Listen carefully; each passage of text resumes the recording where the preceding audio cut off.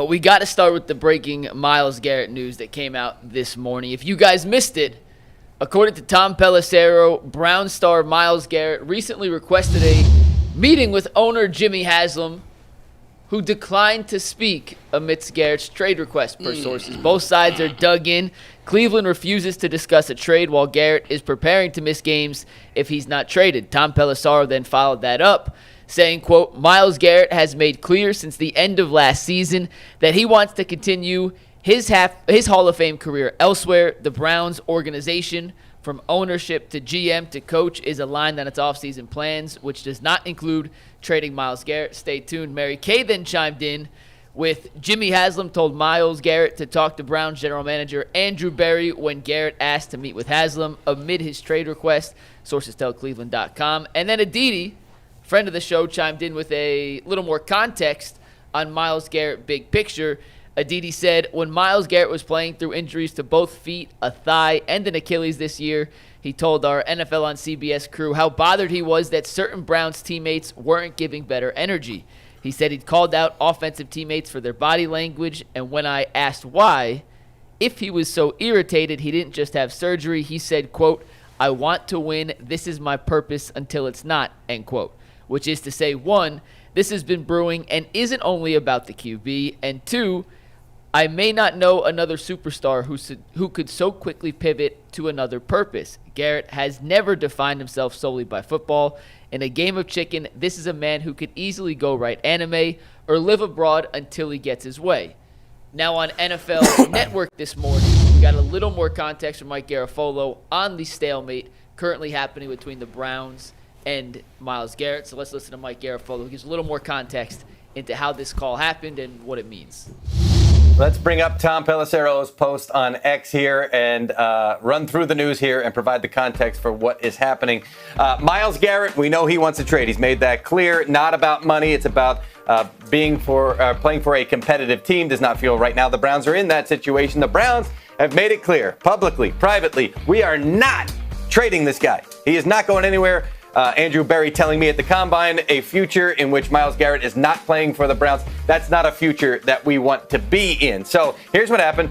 Garrett reached out to Jimmy Haslam, requested a meeting with the owner, according to Tom Pelissero's sources, and Haslam said no. Now, my understanding is the reason that Haslam said no here is we know what the issues are. We know about the communication between your agent and Andrew Berry, our general manager, and our organization, the communication both sides. You need to go to Andrew Berry on this. And Haslam does, full trust in Berry to handle this situation, and basically redirected Garrett and his agent to Berry in this situation, saying, you're not going to go around the general manager and come to me to get this thing done. So this one is going to be a standoff that's going to take a while. We've been saying that from the beginning. This is something that could last through the spring, into the summer, perhaps into the regular season. We'll see where it goes. But the Browns have made it clear they're not interested in trading Myles Garrett. They're not interested in having conversations about trading Myles Garrett with other teams. And Jimmy Haslam's not interested in having a conversation with Garrett about the situation that doesn't include the general manager, Andrew Berry. So that's Mike where we stand. This continues to unfold, Jamie. So, G. Bush, you saw the initial report. We saw what Aditi added. We heard what Mike Garafolo added in terms of context. The Browns appear to be at a stalemate. Quick reminder, Myles Garrett asked to meet with Jimmy Haslam. Jimmy said, no, I'm good. Talk to Andrew Berry. G, what do you make of this ongoing situation here with the Browns? Man, this got a lot of layers to it, fellas. This got a lot of layers. And the first thing I took away from it, I don't want to just jump from A to B or jump all the way through a lot of the points, but that's very striking to me because when your owner has a reputation for saying, all right, I'm the king of knee-jerk, forget the Duke of knee-jerk, I'm a guy that's very easily impressionable. I'm a guy that really, moves on my own time, and I'm a guy that will speak out of emotion. Mm-hmm. This was a change of pace for me because what this tells me is we may think that Andrew Berry and Kevin Stefanski are on a short leash, but this doesn't read short leash. This reads, hey, go talk to my people. Mm-hmm. Yeah. Like he couldn't even get the meeting. You see what I'm saying? He may really feel like AB is going to be here regardless of whether the Browns play bad this year. It almost like they said they signed the peace treaty and was like, yeah, we screwed up the Deshaun Watson thing. Just go ahead and handle this. We got y'all back for 3 years. That's what this screams. I mean, I don't disagree with that part. I mean, it definitely comes off as like maybe he thought to himself, you know what, I done been in it too much, and ever since I've been in it, I've put us back. So you know what I'm gonna do? I'm gonna sit back. I'm gonna get y'all handle this. It could go one or two ways. Man. It could be I'm gonna sit back and let y'all handle this because I hired y'all to do that job, or it could be this is y'all last season, so I'm gonna let y'all do everything y'all think y'all need to do to win this season and I'm gonna stay out of it, and I'm gonna if y'all don't get it done, it's on y'all. Like that's kind of it could be that too. It could be that. Definitely could be that. So it could be because people still don't know what the whole Deshaun thing is. I think I kind of got an idea, but some people believe that Jimmy was the one that ultimately wanted Deshaun, and if that's the case, and he's seen how that unfolded, he could be like, all right, I messed that up, so y'all go ahead. Get this off. I'm gonna let y'all do y'all thing. Dustin, what's your read? So I'm cool with Haslam not having the meeting. I don't think he's being rude. No. I don't think he's trying to, creating controversy here. He's just trying to let his guys do their job. Mm-hmm. If he steps in, he sort of cuts off the head of the snake. Yes. With Andrew Berry, which is what he's trying to not do. My whole issue with this thing is like Myles Garrett is not going to play for the Browns anymore. I'm convinced. That's what he's saying. He will never play for the Browns again. Yeah. And the Browns need to come to that realization that this dude doesn't need you. Yeah. He's a different cat. Like, he's given you 8 years of his life, of his career. He's going to be a Hall of Famer basically off the 8 years he played in Cleveland already. Mm-hmm. Okay? So let's go out here and get the most from Myles Garrett while we can. Yep.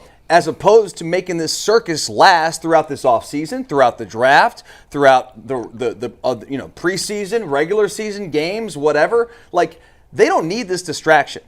Myles Garrett is an asset for them right now to go out and try and improve this football team. It needs a quarterback desperately, and a hell of a lot more than that, by the way. So what are we doing? Well, I get the hesitation because he is the one thing on defense that's a constant. Everybody else might have up and down seasons, but Myles Garrett's year in and year out, when he's healthy, produces as one of the best defensive players in the league. And you don't want to lose that asset. However, it goes back to what Jason said, like maybe was that a week or two ago. If somebody don't want to be here, don't force him to be here. Like, you got to. He talked about the Cavs with Kobe Altman. He was like, Kobe got all the people that didn't want to be with the Cavs. He got them out. He got people that wanted to be here. Same thing with the Guardians. They got people that want to be here.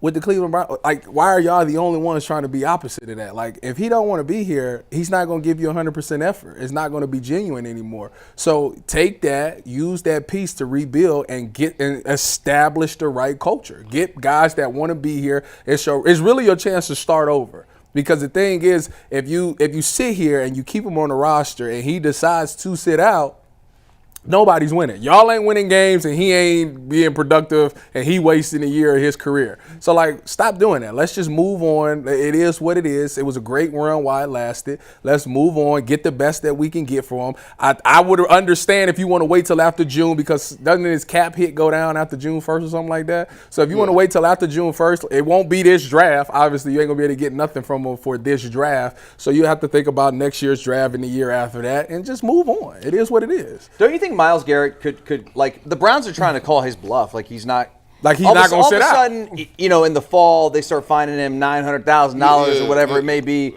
per day, per game, whatever. Like, I don't think he cares. No, I think he'd sit there and be like, okay. He's not one of them dudes. Like, he don't need it. He got his bread. Trust me, his bread is very secure. Like, we talked about joking, people burying money. Myles Garrett. How much is he supposed to make this year? McNuggets? Who, Myles Garrett? Oh, this season? Yeah, just this season alone. He has an average annual salary. I can pull it up for you real quick, but it's an average annual salary of $26 million. So he's not spending this none of year, that. Something like that. He's not spending none of So that. give me 1 second. So he'll get $26 million. He gonna put $26 million on. That's a lot of money. He's not spending none of money. We got that. Myles in 2025 has a cap hit of just shy of $20 million. When you add the prorated signing bonus to the other bonuses to the base salary for this season, it comes out to, right around what I said. $26 million. So 26 on the table, man. Guys, I'm with Dustin. I think you're spot on here. When you talk about Kevin Stefanski, you talk about Andrew Berry, they need everything to go right this season for them to keep their jobs. This is just I think everybody thinks that. So if you got Kevin Stefanski, who was they already got the Deshaun Watson thing just lingering, just hanging over their head. Mm-hmm. They don't have a quarterback. Chances are they're going to get a young quarterback. Mm-hmm. So now they got to get Tim together, make sure he's straight, fix the offense. They got a new offensive line coach. By the way, Nick Chubb's not there, right? People are going to be talking about that all year. Let the running game not look good. People are going to go back to that. By the way, JOK, we don't know if he's ever going to play again. Mm-hmm. So you're going to have all of these negative things just sitting there. And I would have a PR person come in and tell them, sometimes it's better to just rip the Band-Aid off and keep it pushing. Yeah. Now, if you're not going to bring Nick Chubb back, everybody is salty about that. Adabul had an epic rant about it. But if you didn't bring Nick Chubb back, what makes you think that Myles Garrett is going to say, okay, Nick Chubb just left, I'm going to show up and I'm going to play now? He wanted to leave when Nick Chubb was probably going to be on the team. Think about that. Like, he's not going to switch it up. He's not going to change. And if you're Kevin Stefanski, the worst thing in the world you need is playing a rookie quarterback. The offense don't look that good. And you still got Deshaun Watson talking about he rehabbing and Myles Garrett getting fined $1,000 or $1 million a day or hour, and you're wanting something. That is, I'm getting fired week 5. Well, the interesting thing is the one thing, Bull would always talk about when people would say Kevin Stefanski's a good coach, and then the question would be, well, why do you think he's a good coach? And a lot of people would be like, well, he won Coach of the Year. Twice. That would be their answer. And he'd be like, well, that's not enough. Well, my answer to that question was always, I thought he did a really good job of managing chaos. Anytime something was going on with the team or in the locker room, he still got those guys to lock in and go perform on Sundays. Obviously, last year was what it was, but they still had some moments where they look really good. And the funny thing about that part of me saying that is, after all of his history, after everything he's done, the Coach of the Year, doing the COVID year, all the rotating quarterbacks, what I just said, why I like him, this season is the biggest test. This is the most chaos. That he no starting quarterback, the Deshaun stuff, your best player won out, you ain't bringing back your star running back, your best lineman is on his last leg. Like, you got to manage all that and still go out there and have a productive season to keep your job. We think. Yes. That's crazy to me. But it's if he pulls it off, it's like you can't say nothing negative about the guy no more. Some would argue one of those moves are self-inflicted. That's true. Big Nuggets. I want to ask you guys this. We have given Jimmy a lot of crap since the show started for a lot of rumors, stories, stuff we had heard about him meddling. In this instance, Myles requested a call or a meeting with Jimmy, and Jimmy said, no, talk to AB. He's not meddling in this instance. Dustin, Tyvis, should we look anything into that facet of this whole story with Jimmy, for once, taking a step back and letting the football people he put in charge of running the football operations handle football-related matters? I think is that important at all? It's very important. I mean, I think that it's no secret. Everybody knows that Jimmy always likes to put his 2 cents into things, which as an owner, I get it. Like, you want to do that thing. But if it goes back to the fact that if you hired these guys, you got to trust that these guys know what they're doing, And if you put your 2 cents in it and the team looked the way it looked last year because of your 2 cents, then you got to be smart enough to be like, all right, I messed that up. Let me just fall back this year. And it seems like maybe he's taking responsibility for what happened last year. And he's like, you know what, I'm going to let those guys that I pay that money to, which we still don't know the numbers and the extension on all of that. But if I just extended them and gave them this money, let me make them earn their money. I just don't know what Jimmy Haslam can do in this situation. Like he got veto power, that's all. Okay, he's got veto power, so what does he do? Like, how can he make Myles Garrett happy? Can he make him want to stay here? Like, what's I think this conversation even going? Like, if Myles Garrett gets a hold of Jimmy Haslam, and I'm sure he can get a hold of him if he wants to. I'm sure he could. I mean, they're trying to set up something formal. I get that, but like, if they have a conversation, what's the conversation like? I think by the end of that conversation, Myles will have the answer on whether or not he's getting traded. Definitively. I mean, because if the owners say, okay, I see what you're saying. All right, we're going to trade you. like, You're getting traded. Don't you guys think, though, like the way Myles took the shot at Andrew Berry in his commentary about, like, hey, I don't want to go never from from Cleveland to Canton. Canton. That whole thing was a total middle finger to Andrew Berry. Like, do you get the sense that he really wants to sit down with Andrew Berry and try to work with the guy? I think that was so I love the movie Game of Thrones. Again, love the show. I think that was a way to incite them to get emotional, right? Myles Garrett knows pretty much that they can't move him before the trade deadline, like before, not the trade deadline, but before June 1st, and then he knows the combine, and he knows that people are going to be making moves this year. So for Myles Garrett, he wants it done today because he feels like, okay, if I do it now, there's more contenders that could be in the mix. On that exact point, I have to just interject here. Free agency starts Monday. Right. These contenders that we could consider potential landing spots for Myles Garrett, Philly, Washington, whoever else, Buffalo. If Myles isn't on their team by Monday, they have to proceed as if he will not be on their team. So Myles is up against the clock here. If I want out, I got to get out now because you can't have another team sit and wait for the chance that the Browns are going to change their mind and eventually trade you. And he has to put the pedal to the pressure. And think about it. We talk about money all the time. Like who can you extrapolate out? Like after free agency, who's going to have the type of money and assets to be able to get Myles Garrett and give him a new contract in June or July? That I don't know guys that got cap room like that. At least not contenders like he wants to play on. So for him, he gonna try to pull everything in the book. I don't care if I got to call names. I don't care if I got to do something extra. I don't care if I got to make you mad. And so that's why you see that was a crazy reach.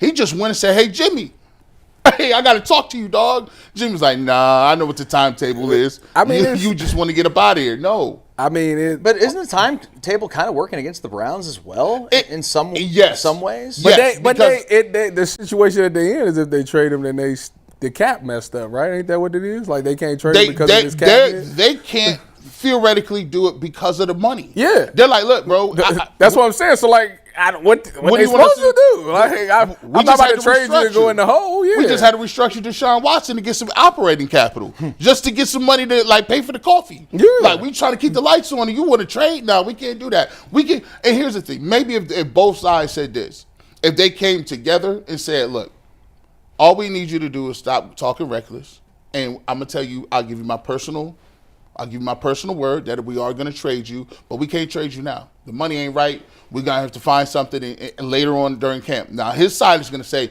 but listen, that's not to the teams we want to go to, though. Because let's best believe he has 3 teams in mind. He has the teams in mind. It's just the fact that they don't know if they got the capital or ready to do it, Dustin. So is he going to sit out half of the – he's not going to be in training camp. I think he tells the Browns, hey, guys, listen, do what you want. If you don't trade me, I'm going to retire. Does he have that big of balls? No, because he want to win. I think for this situation, I think the Browns ultimately will trade Myles Garrett before the season starts. I do think that they're just going to wait till after June 1st to do it. Because of the money situation. I just truly think that they realize the situation what it is, and I think right now they playing hardball to try to make teams think that they're not going to do it, and how much they really want to keep Myles Garrett and try to work it out to try to drive the price up. I also understand the fact that free agency is coming up, but with the free agency coming up, none of them still is Myles Garrett. No. None of those DNs that you're about to, they're not Myles. So at the end of the day, if Myles becomes available and I'm the Commanders, the Eagles, or the Lions, I'm still going for that, but I still want that guy because that's a game changer. And then all these people are like, well, you should trade him to the worst team and blah, blah, blah. Well, the worst team got bigger fish to fry. Right. They're in the same boat that the Browns are in, where we're talking about. A bad team's not going to trade for Myles Garrett. Yeah, that's not going to put them over there. Myles Garrett is the piece that's going to help a team that's right there on the cusp get over the hump. Mm-hmm. And if any team that's way down, they probably a quarterback away or something like that. So they're not looking for Myles Garrett. So therefore, they're not going to trade for Myles Garrett. I think Jimmy Haslam is also looking at it like this, man. Hey, we got fleeced. The 3-1s, we got fleeced. We need them back. He's telling Andrew, we better get us. Hey, go get your lick back. Go get your hit back. We need to fleece somebody. At least, because here's what they started to do. And they started to play us with this McNuggets. Now, mind you, we had all of them picks involved with Deshaun Watson, and they laughed at us. Worst trade in history. Ha! And then we got Myles Garrett, generational player, in his prime on the block. I don't know. I don't see the value. 3. We'll give him a 3 and a 4. Jimmy Haslam was like, no, we're not going to play this game. Cut off all communication. In terms of the financial ramifications, which Tyvis has alluded to a few times, if the Browns traded Myles Garrett before June 1st, the Browns would incur a $16.5 million dead cap hit. So just to get Myles off the team, you're still getting a $16.5 million dead cap. If they trade him after June 1st, they save $5 million in cap. So you lose his number and save $5 million. So a pretty drastic difference for the Browns in terms of how much money they save and/or have to pay. And we only got not have to pay. Like I said, and we only got on the cap. We only got 12.9 right now. Is that correct? Yeah, we're gonna do in the WKYC show a full free agency primer. $12.9 million. Not a lot. That ain't enough to. I wanted to have a topic in here. Who would be your Who do they Browns need? number one? What are they going to? I mean, like they have $12 million. Okay, great, but like Who? are you getting anyway? Nobody. We're not going to be big time players in free agency anyway. Ain't nobody coming. Ain't nobody showing up here. Ain't nobody just like, let's go to Cleveland and take a visit.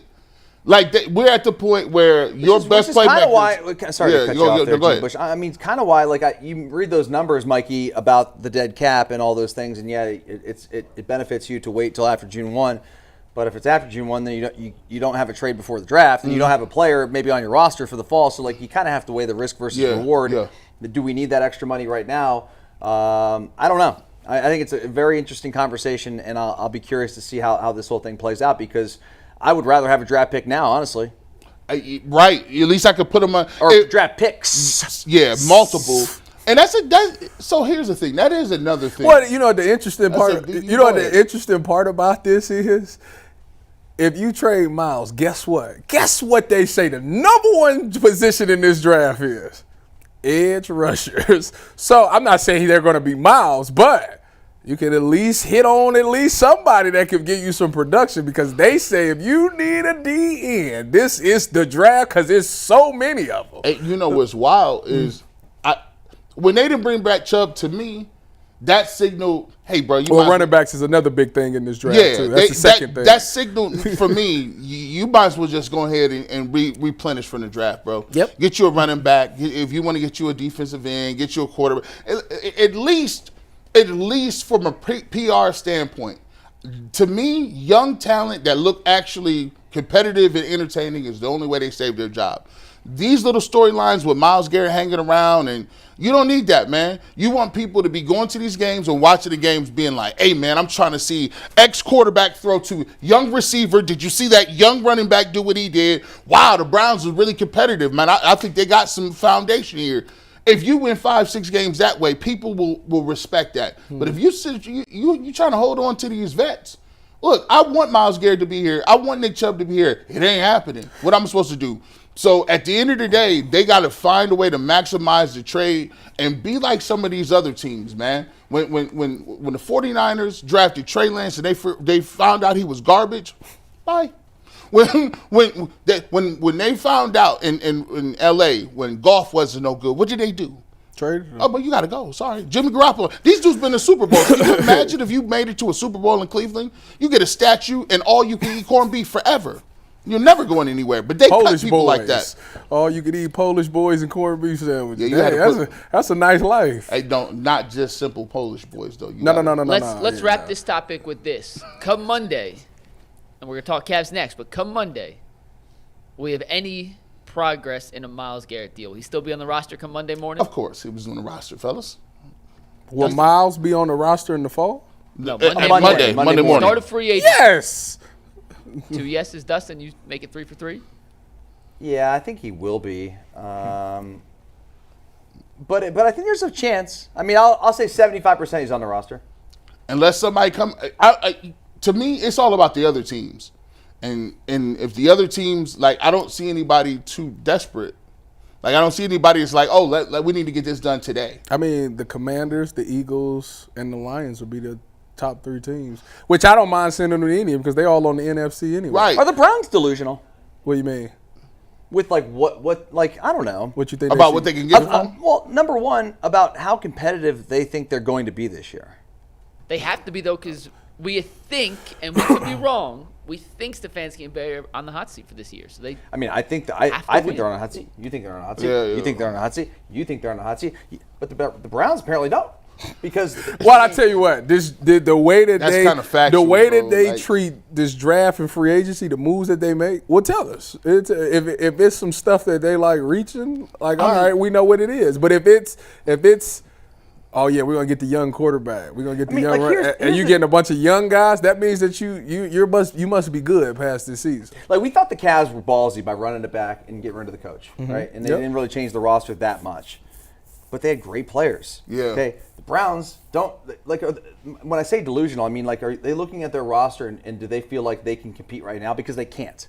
Or Well, do they can't. Well, I mean, think about it. Your best player on defense is asking for a trade. Your next best player on defense might not take a snap. Your quarterback, you still don't have a quarterback. Your best running back is gone Because you didn't want him back. because you didn't want him back. I think the point. So it's Dustin- like that's what it's like. We'll leave it at here, but I think Dustin is saying maybe are we a little too premature with saying that they are on the hot seat, because for some of these moves, it looks like Haslam's have some sort of faith in Andrew Barry and Stefanski.